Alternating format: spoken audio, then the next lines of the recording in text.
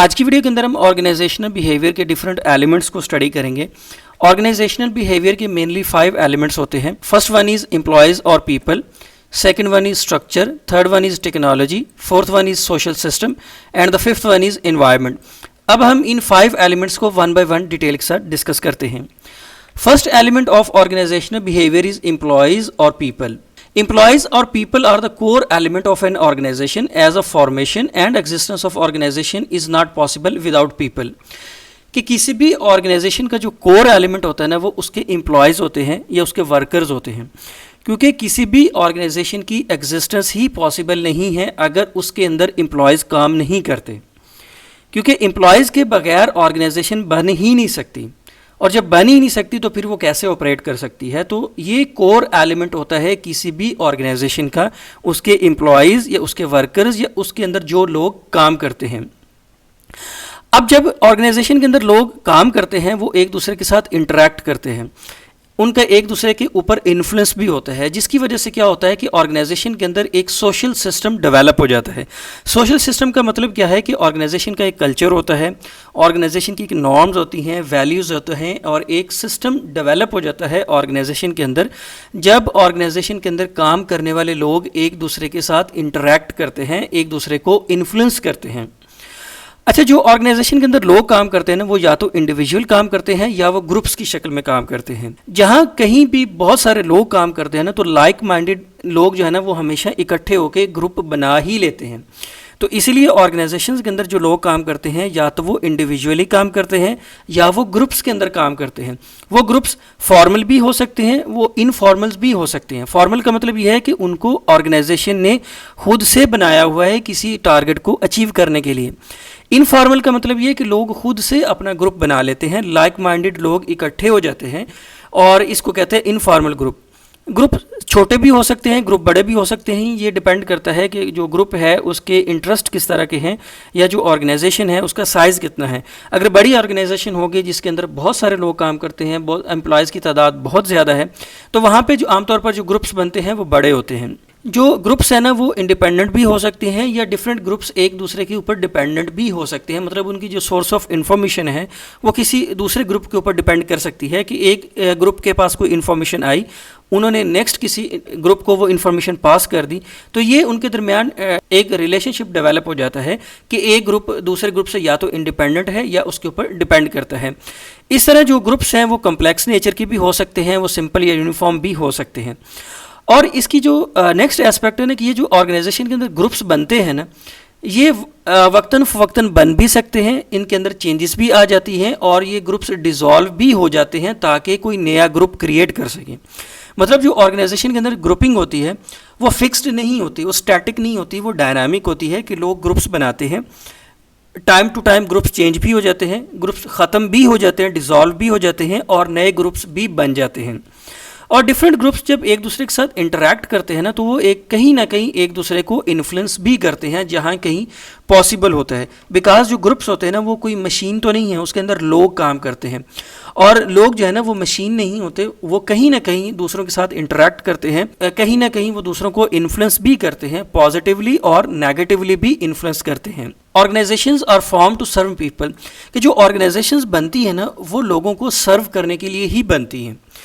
Because जो organisations के objectives होते हैं ना, वो सोसाइटी को सर्व करना ही होता है, और सोसाइटी जो है वो लोगों से मिलकर ही बनती है। और इसी का जो वाइस वर्सा है ना, वो ये भी है कि जो लोग होते हैं वो भी ऑर्गेनाइजेशन को सर्व करते हैं। मतलब ऑर्गेनाइजेशन जो है वो लोगों को सर्व करती है, और इसी तरह ऑर्गेनाइजेशन के अंदर जो लोग काम करते हैं वो ऑर्गेनाइजेशन को सर्व करते हैं। तो ये दोनों के दरमियान एक ऐसा म्यूचुअल रिलेशनशिप मौजूद होता है। अब हम बात करते हैं सेकेंड एलिमेंट के ऊपर, वो है स्ट्रक्चर। स्ट्रक्चर का मतलब ये होता है कि ऑर्गेनाइजेशन का स्ट्रक्चर किस तरह का है। हमारे अराउंड जितनी भी चीज़ें हैं, हम जितनी भी चीज़ों को देखते हैं, वो किसी न किसी एक स्ट्रक्चर के अंदर बंधी हुई हैं।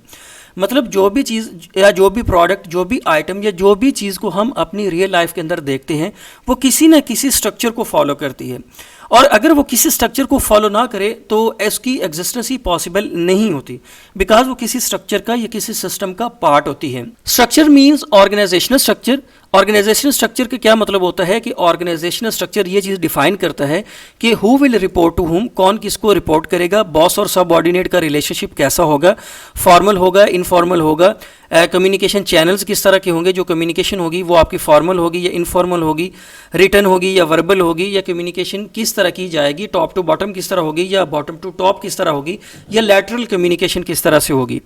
इस तरह स्ट्रक्चर के अंदर ये भी डिफाइन होता है कि कौन से इंडिविजुअल की क्या रोल एंड रिस्पॉन्सिबिलिटीज़ होंगी, डिफरेंट टीम मेंबर्स को या ग्रुप्स को कौन कौन सा काम असाइन किया जाएगा, या कौन कौन सा डिपार्टमेंट कौन कौन से फंक्शंस परफॉर्म करेगा।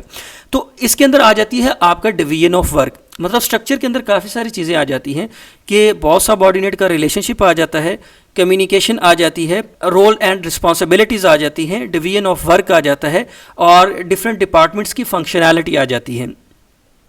अच्छा, स्ट्रक्चर जो होता है ना, जो ऑर्गेनाइजेशन का स्ट्रक्चर होता है वो ये भी डिफाइन करता है कि जो ऑर्गेनाइजेशन के डिफरेंट लेवल्स होते हैं उनके अंदर अथॉरिटी कैसे होगी, अथॉरिटी कैसे डेलीगेट की जाएगी, अथॉरिटी कितनी डेलीगेट की जाएगी, और अकाउंटेबिलिटी कितनी होगी, रिस्पॉन्सिबिलिटी कैसी होगी। क्योंकि जब कभी भी अथॉरिटी आती है ना तो उसके साथ हमेशा रिस्पॉन्सिबिलिटी और अकाउंटेबिलिटी एसोसिएटेड होती है। अगर अथॉरिटी मिल जाए और अकाउंटेबिलिटी ना हो तो ये कंडीशन जो है ना ये बहुत डेंजरस होती है किसी भी ऑर्गेनाइजेशन के लिए। तो स्ट्रक्चर के अंदर हम एक जॉब पोजीशन के अगेंस्ट उसकी लेवल ऑफ अथॉरिटी भी डिफाइन की जाती है, अकाउंटेबिलिटी का लेवल भी डिफाइन किया जाता है, और रिस्पॉन्सिबिलिटी का भी लेवल डिफाइन किया जाता है। अब जो ऑर्गेनाइजेशन का स्ट्रक्चर है ना उसके अंदर डिफरेंट लोग काम करते हैं और उसके अंदर डिफरेंट जॉब पोजीशंस होती हैं। जैसे फॉर एग्जांपल उसमें एग्जीक्यूटिव्स हैं, चेयरमैन है, प्रेसिडेंट है, सीईओ है, आपके मैनेजर्स होते हैं, मिडिल मैनेजमेंट होती है, टॉप मैनेजमेंट होती है, सुपरवाइजर्स होते हैं, वर्कर्स होते हैं। तो ये डिफरेंट जॉब पोजीशंस हैं। All employees in a structure works in a coordinated manner to achieve common goal। कि ये जो स्ट्रक्चर है ना, इस स्ट्रक्चर के अंदर जितने भी लोग काम करते हैं वो टॉप मैनेजमेंट से लेकर या एग्जीक्यूटिव से लेकर वर्कर्स तक, उन सब की जो एक ही उनका ऑब्जेक्टिव होता है कि वो ऑर्गेनाइजेशनल गोल को अचीव करना। उनकी जो एफर्ट्स होती है ना वो एक कोऑर्डिनेटेड मैनर में होती है। कोऑर्डिनेटेड मैनर का मतलब ये होता है कि वो सब मिलकर एक ही गोल के लिए काम करते हैं, और वो गोल क्या होता है, वो होता है ऑर्गेनाइजेशनल गोल। तो ये इसका सेकंड एलिमेंट था। अब हम बात करते हैं थर्ड एलिमेंट के ऊपर। वो थर्ड एलिमेंट है टेक्नोलॉजी। अब टेक्नोलॉजी जो है ना आज के दौर में ये बहुत इंपॉर्टेंट है किसी भी ऑर्गेनाइजेशन को अपने ऑपरेशंस को रन करने के लिए, बिकॉज टेक्नोलॉजी के बगैर कोई भी ऑर्गेनाइजेशन इस कंपेटिटिव बिजनेस एनवायरनमेंट के अंदर एग्जिस्ट ही नहीं कर सकती। क्योंकि ऑर्गेनाइजेशन को जब ऑपरेट करती है, कोई प्रोडक्ट्स बनाती है या कुछ सर्विसेज देती है, तो उसके कंपेटिटर्स भी होते हैं। और अगर आपके कंपेटिटर्स बेहतर टेक्नोलॉजी को यूज़ कर रहे हैं, लेटेस्ट टेक्नोलॉजी को यूज़ कर रहे हैं, तो इसका क्या मतलब होगा कि जो उनकी प्रोडक्ट्स या सर्विसेज की क्वालिटी होगी वो बेहतर होगी, वो कॉस्ट इफेक्टिव होगी, मतलब वो लेस रिसोर्सेज को यूज़ करके मैक्सिमम प्रोडक्शन ले रहे होंगे। और अगर एक कंपनी लेटेस्ट टेक्नोलॉजी को यूज़ नहीं करती तो क्या होगा कि उसकी सर्विसेज की क्वालिटी भी पुअर होगी और उसकी कॉस्ट भी ज़्यादा आएगी। तो इसलिए उसके लिए मुमकिन नहीं होगा कि वो एक कंपेटिटिव बिजनेस एनवायरनमेंट के अंदर एग्जिस्ट कर सके।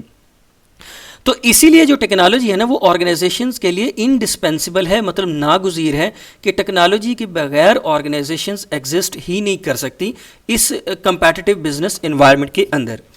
प्लस जो एक और एडिशनल फ़ायदा होता है टेक्नोलॉजी का वो ये होता है कि टेक्नोलॉजी से ना जो लोग काम करते हैं, जो एम्प्लॉयज़ काम करते हैं, उनकी मेंटल फिटीग कम होती है, जिसकी वजह से क्या होता है कि उनकी एफिशिएंसी बढ़ती है। फॉर एग्जांपल अगर आप इन्वेंट्री मैनेजमेंट को देखें तो जो पुराना एक सिस्टम होता था ना उससे क्या होता था कि जो इन्वेंट्री मैनेजमेंट की जाती थी ना वो पेपर वर्क के थ्रू की जाती थी और उसके अंदर बहुत ज़्यादा टाइम लगता था।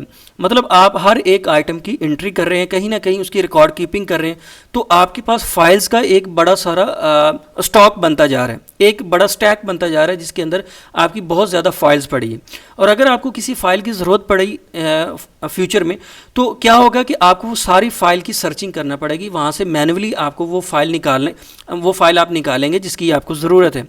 तो ये कितना एक टीडियस जॉब है कि इसमें मेंटल फटीग एम्प्लॉयज़ की बढ़ जाती है। जबकि अगर आप लेटेस्ट टेक्नोलॉजी को यूज़ करें, लेटेस्ट इन्वेंट्री मैनेजमेंट की सॉफ्टवेयर्स को यूज़ करें, तो क्या होगा कि एक सिंगल क्लिक के ऊपर आप हर तरह का डेटा ले सकते हैं, आप रिपोर्ट्स को जनरेट कर सकते हैं, इन्वेंट्री के हवाले से डिसीजन मेकिंग कर सकते हैं। तो इससे क्या होता है कि इससे आपका टाइम भी कम लगता है, इससे एम्प्लॉयज़ की एफिशिएंसी बढ़ती है और एम्प्लॉयज़ की मेंटल फटीग जो है वो कम होती है। अच्छा, टेक्नोलॉजी के अंदर कौन कौन सी चीज़ें शामिल हैं? टेक्नोलॉजी के अंदर शामिल हैं आपके टूल्स हैं, अगर आप लेटेस्ट टूल्स को यूज़ करते हैं, सॉफ्टवेयर्स हैं, मशीन्स हैं, या आपके इंडस्ट्रियल प्रोसेसेस हैं। तो ये बहुत ज़रूरी है। अगर आपकी इंडस्ट्री है जो कोई प्रोडक्ट्स बनाती है या कोई भी सर्विसेज देती है, तो वो जितने भी प्रोसेसेस को एग्जीक्यूट करती है, अगर उसके अंदर लेटेस्ट टेक्नोलॉजी यूज़ हुई है, तो उससे क्या होगा कि आपकी जो एंड प्रोडक्ट होगी वो क्वालिटी ओरिएंटेड होगी, लेस टाइम के अंदर, लेस कॉस्ट के अंदर आप मैक्सिमम प्रोडक्ट्स बना सकते हैं। अच्छा, इसका अब दूसरा एस्पेक्ट ये है कि जो टेक्नोलॉजी होती है ना, वो आमतौर पर महंगी होती है। जो नई टेक्नोलॉजी लॉन्च होती है वो महंगी होती है। तो जो बड़ी ऑर्गेनाइजेशंस होती हैं जिनका रेवेन्यू ज़्यादा होता है, तो उनके लिए तो ईजी होता है कि वो उस टेक्नोलॉजी को परचेज़ कर सकते हैं। लेकिन ऐसी ऑर्गेनाइजेशंस या ऐसी इंडस्ट्रीज़ जिनका बिजनेस ही कम है, तो उनके लिए बहुत मुश्किल होता है कि वो लेटेस्ट टेक्नोलॉजी को परचेज़ कर सकें या अपनी ऑर्गेनाइजेशन के अंदर उनको इम्प्लीमेंट कर सकें। अच्छा, टेक्नोलॉजी के जहाँ बहुत ज़्यादा फ़ायदे हैं ना, वहीं कहीं ना कहीं इसके डिसएडवांटेजेस भी हैं, क्योंकि इसने जो लोगों की फ्रीडम है ना उसको भी कॉम्प्रोमाइज़ किया है। क्योंकि आपके सीसीटीवी कैमरास हैं, बायोमेट्रिक सिस्टम है, इसके अलावा आपकी विजिलेंस का सिस्टम है, जिससे क्या होता है कि आप लोगों की एक्टिविटीज़ को ऑब्जर्व करते हैं, उनको मॉनिटर करते हैं। तो इससे क्या होता है कि लोगों का जो फ्रीडम है ना वो कॉम्प्रोमाइज़ हुआ है। जो नेक्स्ट एलिमेंट है ना ऑर्गेनाइजेशनल बिहेवियर का, वो है सोशल सिस्टम। अच्छा, सोशल सिस्टम का मतलब ये है कि जो भी ऑर्गेनाइजेशन है ना वो किसी एक सोशल सिस्टम के अंदर ऑपरेट करती है। क्योंकि ऑर्गेनाइजेशंस जब भी बनती हैं वो हमेशा सोसाइटी को सर्व करने के लिए बनती हैं, वो लोगों को सर्व करने के लिए ही बनती हैं। तो जो लोग रहते हैं ना वो किसी न किसी सोशल सिस्टम का पार्ट होती हैं। और जो ऑर्गेनाइजेशन के अंदर जितने भी लोग काम करते हैं ना, या जितने भी ग्रुप काम करते हैं, वो भी सोसाइटी के मेंबर्स होते हैं। और इन लोगों के ऊपर बहुत ज़्यादा डिपेंडेंसीज होती हैं, मतलब उनकी फैमिली भी उनके ऊपर डिपेंड करती है। तो इससे क्या होगा कि जो ऑर्गेनाइजेशन होती है ना वो किसी एक सोशल सिस्टम के अंदर ऑपरेट करती है। जब ऑर्गेनाइजेशन किसी एक सोशल सिस्टम के अंदर ऑपरेट करती है ना, तो इस सोशल सिस्टम का उस ऑर्गेनाइजेशन के ऊपर इन्फ्लुएंस भी होता है। मतलब ऑर्गेनाइजेशन जिस लोकेलिटी के अंदर ऑपरेट करती है, जिस जियोग्राफिकल लोकेशन के अंदर ऑपरेट करती है, वहाँ का जो लोकल कल्चर है, वहाँ की जो वैल्यूज़ हैं, वहाँ पे जो नॉर्म्स हैं, वो इन्फ्लुएंस करती हैं ऑर्गेनाइजेशन की वर्किंग एनवायरनमेंट के ऊपर। फॉर एग्जांपल, एक ऑर्गेनाइजेशन है वो यूरोप के अंदर ऑपरेट करती है, तो वहाँ के जो रहने वाले लोग हैं उनका कल्चर अलग है। एक ऑर्गेनाइजेशन है जो कि एशिया के अंदर ऑपरेट करती है, या एक ऑर्गेनाइजेशन है जो अफ्रीका के अंदर ऑपरेट करती है। तो ये जो तीन डिफरेंट ऑर्गेनाइजेशंस है ना, इन तीनों का कल्चर डिफरेंट होगा। वो डिफरेंट क्यों होगा? क्योंकि ये जो ऑर्गेनाइजेशन है ये जिस सोशल सिस्टम के अंदर ऑपरेट करती है, वहाँ के कल्चर को, वहाँ की वैल्यूज़ की, वहाँ की नॉर्म्स को इनहेरिट करती हैं। और अगर ये लोकल कल्चर को ना इनहेरिट करें तो क्या होगा कि इनकी लोकल कल्चर के साथ कंपैटिबिलिटी नहीं होगी, जिसकी वजह से ये वहाँ पे ऑपरेट कर ही नहीं सकती। तो इसीलिए सोशल सिस्टम का बहुत इन्फ्लुएंस होता है ऑर्गेनाइजेशन के ऊपर। Organisations can not operate stand alone, they operate in a social system. अब जैसे लोग अकेले नहीं रहते ना, लोग हमेशा ग्रुप बना लेते हैं, टीम्स बना लेते हैं, और टीम्स की शक्ल में या ग्रुप्स की शक्ल में रहते हैं, या एक सोसाइटी की शक्ल में रहते हैं। इसी तरह ऑर्गेनाइजेशंस भी स्टैंड अलोन ऑपरेट नहीं कर सकती, बिकॉज ऑर्गेनाइजेशंस को अपने बिजनेस ऑपरेशंस को रन करने के लिए बहुत सारी चीज़ों को ज़रूरत पड़ती है।